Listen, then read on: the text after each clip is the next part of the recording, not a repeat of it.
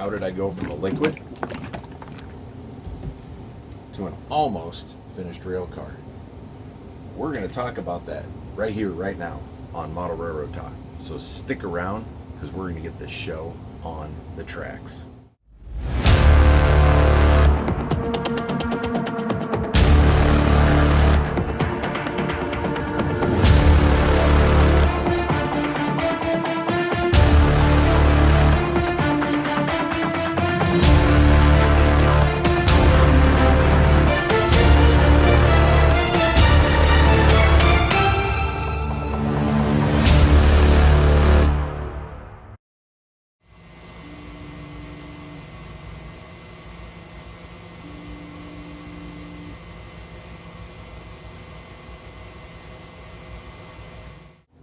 Howdy, Model Railroad Talk fans.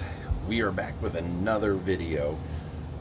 This time it's not necessarily, I guess you could call it an update for the railroad, but not physically the railroad, okay? What this one is about, as the title said, 3D printing a train for my railroad. Before we get into the details of it, I just want to, I guess, give a little background to why I'm building this train. So, at my place of work, where I work at, there's a power plant, not even a mile from where we live, or I'm sorry, where I work, and so every 3 to 5 days, I'm seeing a big old coal train going in there. I haven't actually counted, but it's at least a 100-car train. It's generally pulled by BNSF, but generally it's got some SD70 Aces on there. It's got some AC 4400s, generally 2 at the front, 2 at the back, and 1 in the middle. And it was just something really, really cool that as time went on and I kept seeing this and there was a point there where their cars sat over on their spur for the longest time. They must have, because our winter here wasn't as bad as it typically is, so they must have brought in a whole bunch of extra coal and were just burning through it before they actually sent it out and got more. So after sitting and watching those, or seeing them sit there and watching them come in and out, and because it was weird, because when they started back up, I started seeing the trains, it was like back to back, and then it kind of slowed down a little bit. So it was really neat to see it. Now, mind you, yes, this is modern day, but you know what, and mine's kind of modern day. The Kansas City Southern Iowa Eastern Division is kind of modern day. I'm loosely basing it 2000 to maybe 2015, so I can keep the KCS stuff. Yeah, you don't really see white ghosts, but I can run some CP rail. I can run whatever I want, because guess what? It's my railroad, right? So, but this isn't the train I'm building. This cool train I'm building is not going to be an everyday running train. It is something that when I'm operating, or if people come over to just look at the layout, or maybe 1 or 2 people come over to operate, I can run a coal train through to slow things down. Hey, we got a train that's high priority going through. So that's really part of it. But the biggest thing is because I see these trains, I want one. So you might be asking, and if you're curious, you can look them up. It's actually Muscatine Power and Water.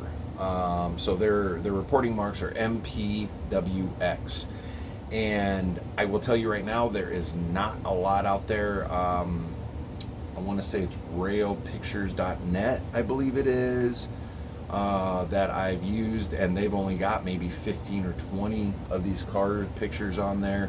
I have tried taking pictures while I've been out on lunch or a break, when I was fortunate enough to have the train rolling either in or out. And from where I'm at, I have to zoom in pretty good with my phone, so the pictures aren't super clear, but it's the point of I at least can get the information, most of the information I need. So my next thing was, how do I get these cars? Nobody makes them. Okay, nobody makes MPWX cars. I can get these 100-ton hoppers, buy them in 5-pack or 6-packs, Walthers, whatever.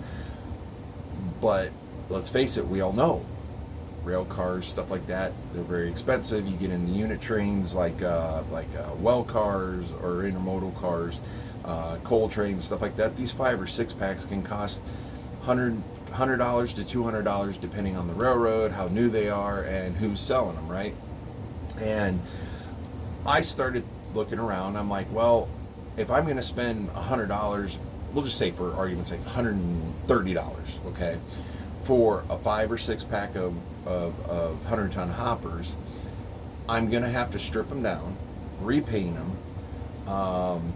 That in itself, you take a chance of breaking stuff and not having it look right and that kind of thing. So I start thinking, well, I have 2 3D printers, resin printers they are. Why not print my own? So I started looking on, it's a website called Thingiverse. I'll put the link below here. Thingiverse is a 3D printing website. There's others like Colts 3D and Printables and stuff like that. So I started looking on there, and come to find out, there was 2 people on there that had 100-ton hoppers. One I downloaded, put them in my slicer, and I didn't really like the details and everything on it. But the other one, the person you could tell, and I'm not cutting either the one down, but that I didn't go with their files. But the other one, you could tell they put a little extra effort into it, and the details were there. So I went with theirs. I downloaded the files. I put them in my slicer program, and we'll talk about that here in a bit. And I realized, okay, I like the files. I like how basically they separated the files. So, and we'll show you all this, the wall, basically the sides and the frame, and it had trucks, and it had the ends and everything in there. They were all separate. So I was able to put them on my build plate and print them. And after I had 1 or 2, I don't remember, I know 1 of at least, it was successful but not perfect prints of the hoppers, and I got the orientation figured out. This is what I ended up with. So the next step was to paint and stuff like that. So anyways, before we get too in depth there, let's start with the 3D printing. All right, so here are my 2 3D printers. I have the cover off. Generally there's a cover on there. It's not going to hurt anything for this little bit that I'm recording to have it off, but and excuse background noise because they've got heaters and filters in them for the smell. I'm running resin printers. Some will argue, many will agree, if you're looking for detail, like fine detail like we do in model railroading, resin printing is the way to go. Now, having said that, filament printers, which are the ones where most people think of, where they draw in a sense on a build plate, okay? It's basically like pushing hot glue through a hot glue gun. That's the basic concept of it. Those have their advantages as well. So I've seen some great detail from a filament printer. I got these last year. The girlfriend bought me one for my birthday last year, and had issues with it. The place I bought it from, they ended up sending me a whole nother one because they were used, and to be able to fix this one, well, I was able to get them both fixed and working, so I have 2 printers. So resin printing is the way I go. Now, when I said a slice, I had to put it in my slicer program. It doesn't matter if you're resin printing or if you are filament printing. 3D printing prints in layers. So whatever file you have that you're going to print from, you have to put it into what they call a slicer program. And basically it takes, and we've talked about this if you look on some of my other videos, and I've talked about it on our audio podcast. Think of a loaf of bread. They bake the loaf of bread. Well, then what do they do most of the time before they package it? They slice it into individual slices, right? And then they don't take it apart, but they put it to make sure it stays together before they package it. Well, that's kind of what we're doing with the slicer program. Is we're taking the file, and it's every layer. It creates the file, and then we plug it into here. That way, this knows every time it prints to build. This has an LCD screen, monochrome LCD screen under this resin tank. So basically, it goes down whatever layer it is. It flashes UV light, because resin printing is done through UV. That's what cures the resin. And then it shuts off after the set amount of time. It lifts up, and then basically to let resin run back under it, sets back down, flashes the next image, and then once that's off, it raises up, goes back to let more resin in, drops down. That's basically the process. So if you've been kind of watching, I don't know how well you can see it while we've been sitting here, or in this little excerpt, but it's been going up and down, up and down. The other thing too is, so this is the bottom of one. Okay, this is the bottom frame, and I still have a little bit of, it's still got a little bit of alcohol, rubbing alcohol is what I use, isopropyl. Here's the side. Now you might be saying, what's all this? Well, you have to, there's a flaw right there I gotta fix. Oh well, it happens. But you have to, some people have tried to just print straight. Well, when you go to scrape this off, you're probably gonna break it. So you have to support it. You basically have to lift it off the build plate, and so it prints properly. Then most prints, just because of the way they're designed, you have to put them at an angle, and it's just the way it prints. Because if I were to print this so it was straight, once it got to where it was the whole entire piece, what's going to happen is it's going to want to lift off, and then you take a chance of your supports pulling off of the plate, or it's starting to bow, stuff like that. So but this is kind of the process. This is what it looks like when I've pulled it out, when it's done printing. I've ran it through. I use a simple toothbrush. The girlfriend got mad at me because I was using hers. Just kidding. I went and bought dollar store, bought 4 or 5 pack of them. Clean them out a little bit, and then, I mean, they're pretty simple to work with. Not all of them are this way. Some of them I have to use, can't really see it right here, but you kind of seen I was squeezing it. I am using, and I'll show you here in a second. I'm just using a little putty knife, and I just used it to go down carefully, and as you see, it separates. Now, with other parts, such as the ends, I can't do that. Just the way the supports are. If you try that, you're gonna break your piece up. So I bought, I don't know, it was like a 10 or 12 pack or more of these little flush cut cutters, and you just basically have to, not necessarily every individual one, but it gets you through to be able to do what you need to do and get them separated. Then I go back to the bath, clean it, and then we'll turn you around here. You can kind of see right here, I've got this is a cure machine, plus it's a bath machine. I'll put them in here, turn it on, let it, basically it spins. There's a basket in there, you put your parts in. There's a thing in the bottom that spins the alcohol in there. Once it gets about halfway, it stops, reverses, so it spins the other way. I generally clean my stuff anywhere from 4 to 6 minutes, depending on how big and what's in there and how intricate it is, because I want to make sure it's got a good final cleaning. Then I just take, I bought these off Amazon. Remember the old school lunch trays? I use this. My cheap microfiber cloths. Set them down. Let the isopropyl alcohol dry, evaporate off there, and then we move on to the next step. All right. So what is the next step? After I just showed you pulling it off, I didn't really show you pulling it off the build plate. It's basically when it's done, pull the build plate off, scrape it off, kind of like I use that scraper, and that's it. And then you clean it, you de-support it, if you will. So the next step is, and these are ones that I've already got done. I need to work on. I have them in stages. But if you look at it, you see how it's kind of rough. The grab handles look kind of crappy because there's pieces on them. They're kind of rough. This piece doesn't actually look too bad, the frame. But of course I don't have one that is done. Actually, I do. Okay, so this one, yes, I know it's kind of curved a little bit, but that happens with resin printing.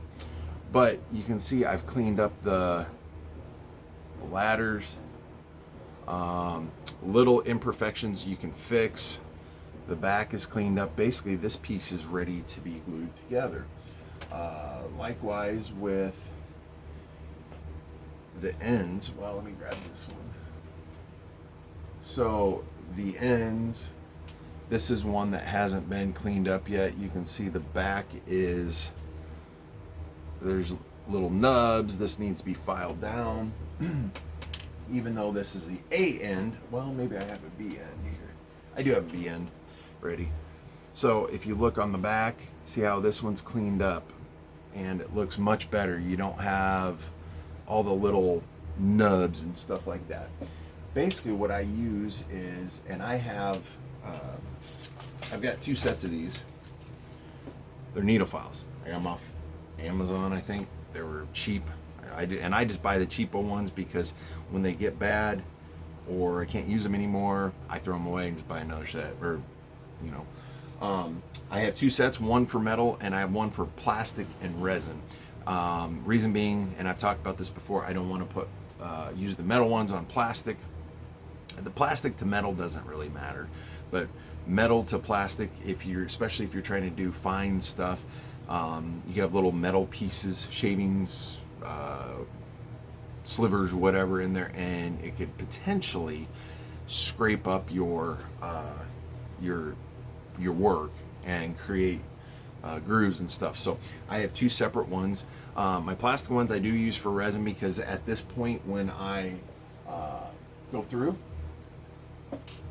as an example, when I'm doing this, the resin actually, it turns into, and mind you, I usually have my glasses on when I'm doing this, my old man spectacles, just so I can see exactly what I'm doing. But it'll actually turn into kind of like a powder. You see that on my finger. I would recommend, if you're gonna be doing a whole bunch of this, make sure you're not breathing it in. I'm not saying it's necessarily harmful, but it's also, it's a powder, it's a dust. So if you're gonna be doing a whole bunch of these, like I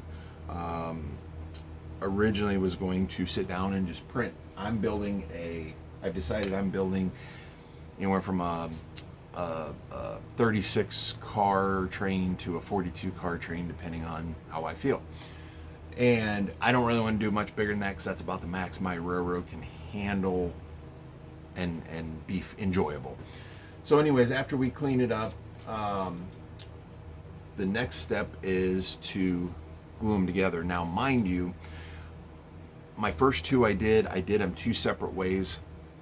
And the second way I did it, which is how this is, it's much easier for painting.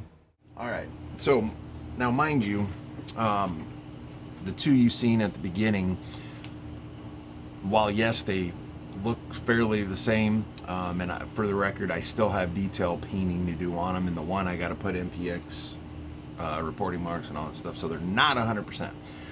But the first one I did, because I was excited, I had actually put my, there we go, on the right end there, I'd put my ends on and kind of see if that'll stay there.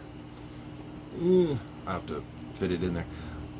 Well, the problem is when I went to paint the ends black, you have to spray extra paint, and I didn't like that, to make sure that we get paint in all the areas. So I found by building them like this, the bottom frames, put the inside ends on both of them, and the sides, okay?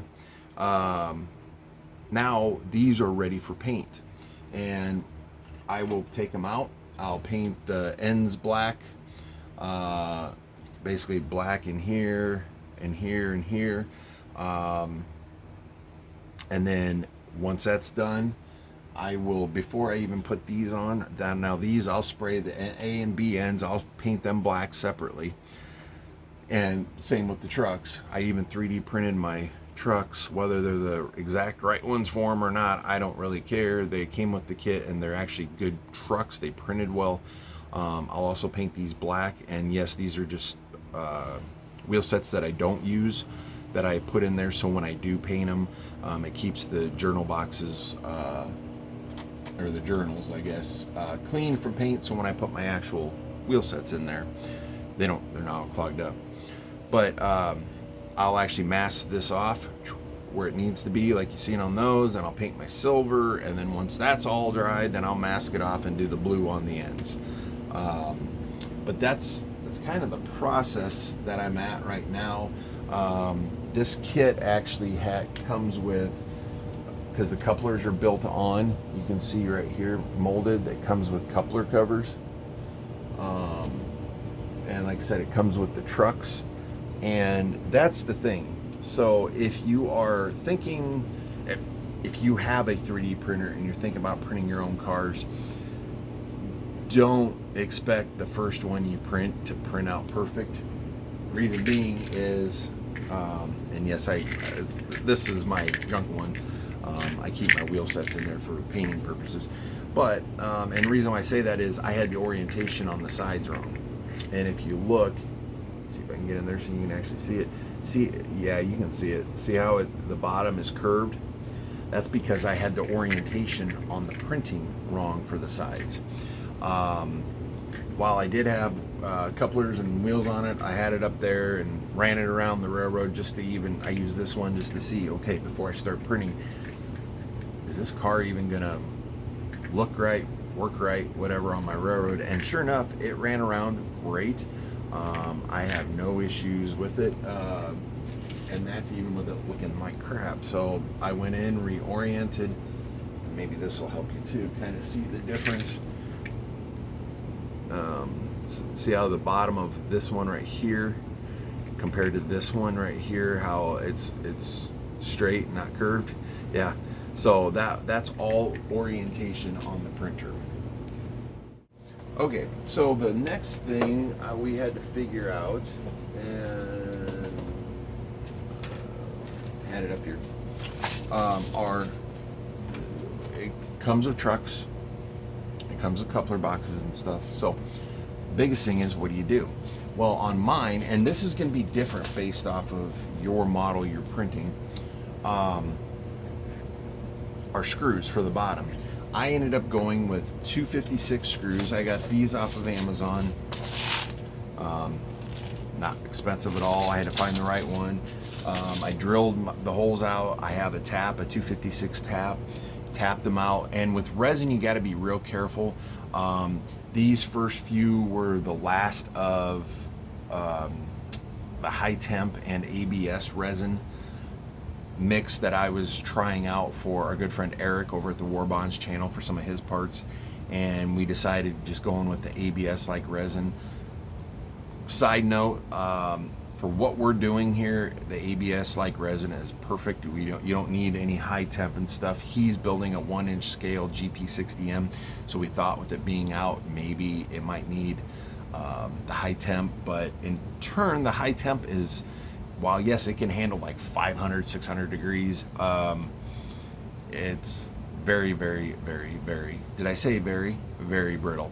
So I was mixing up, kind of going through trying to make some mixes of ABS versus that, and the ABS like is what you think. It's got a little flexibility, and you can probably see a little bit of a color difference between here and here. The darker is where I'm basically running out of the mixture I had of the high temp. So if you go resin, I would just recommend using the brand of printer you have. So like I have Elegoo printers. I use their Elegoo. It's their 8K ABS like resin 3.0. I get it on Amazon. And you can do quite a bit. The slicer program I use is Voxeldan's Tango. Yes, there's other ones out there, but that one seems to work the best. Even though it's a pain in the butt, works the best for me. I put in my cost. What the nice thing is, I can put in my cost of the resin for the jug, and it'll kind of feed, within reason, feed me a price. And basically, for me to build one of these, I am roughly about $5 to $6, between $5 and $6 for me to print one of these. Now that doesn't include paint, that doesn't include wheel sets and couplers. But even so, wheel sets and couplers and all that, and paint, I may be into one of these for $10 or $12 versus for say a 6-pack, $120, $130. So can it be affordable? Yes. It can be a good way to go if you're on a budget, if you can afford to purchase a 3D printer, or at least one that's big enough that you can do these, and the resin and stuff, and once you work through all that. Now, when I say once you work through all of it, you've got to learn your 3D printer. If you haven't learned your 3D printer yet, don't even try printing. I'll tell you that right now. Don't even try printing anything for your railroad. You'll get frustrated.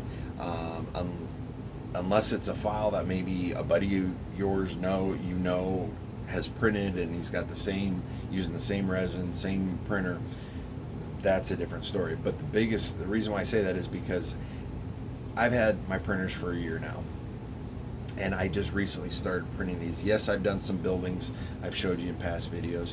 My buildings are not perfect. I can definitely show you some flaws, but some of that was because the learning process that I learned over this last winter, which is I'm in the basement. That's where my printers are. Resin needs to be at a certain temperature for its optimum printing, I guess is the best way to put it. And I found that out the hard way, because no matter what I do, it would start printing, and I was frustrated. I remember there was a point there where I tried printing, I don't remember what it was, and I tried like 10 times in a row. Okay, when it start printing, looking better, and each one seemed like it was getting better, and then it would fall flat on its face, like it wasn't either sticking to the build plate, or it was all distorted, or whatever. All to find out that it wasn't at the proper temperature.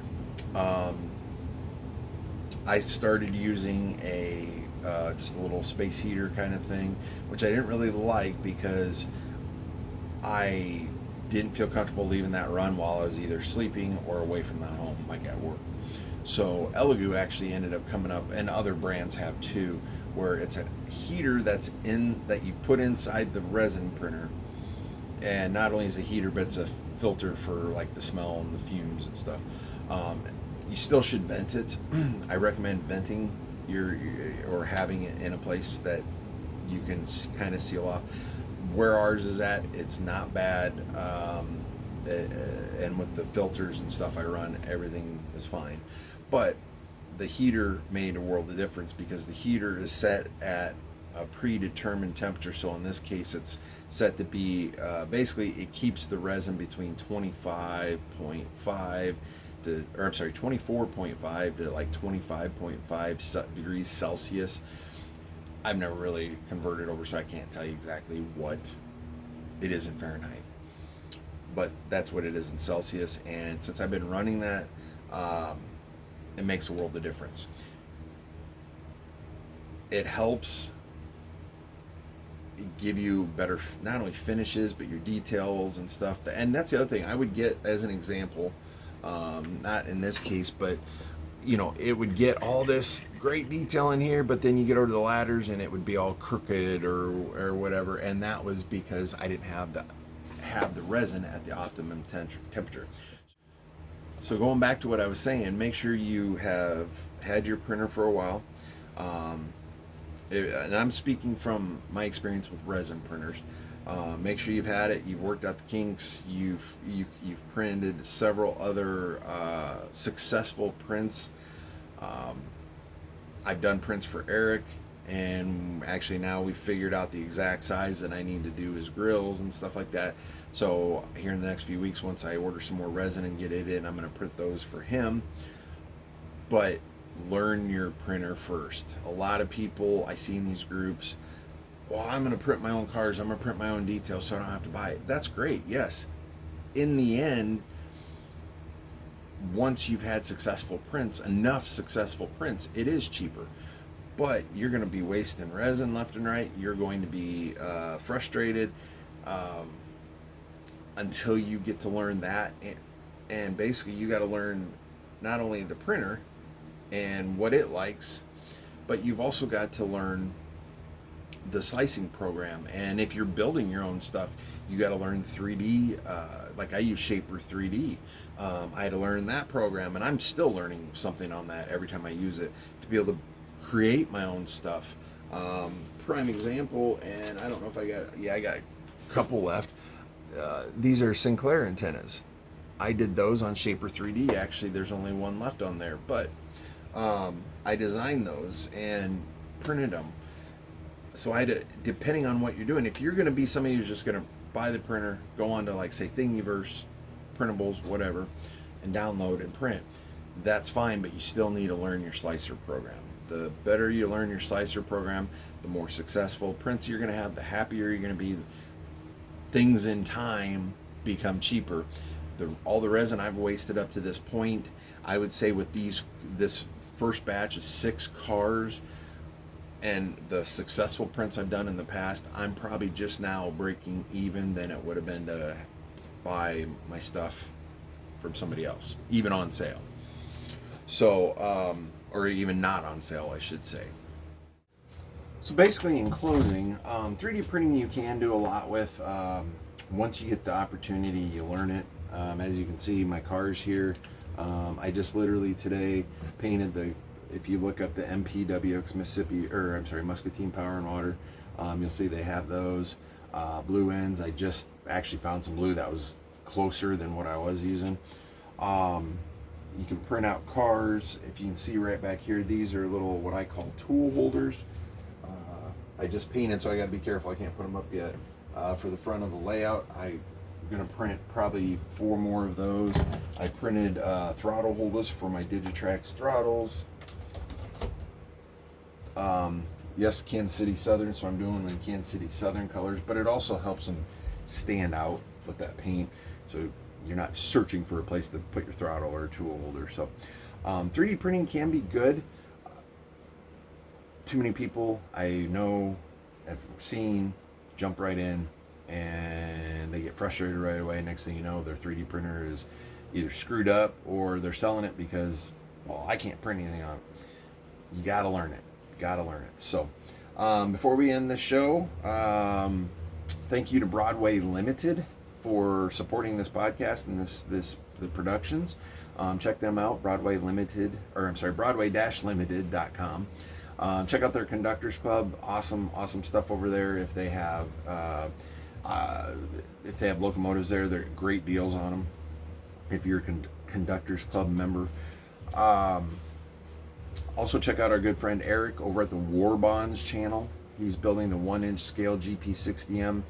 A few weeks ago on Memorial Day weekend, he came over, we got his electronics in, and he's able to actually run his locomotive now, the 1-inch ride-on one basically. So that's really neat.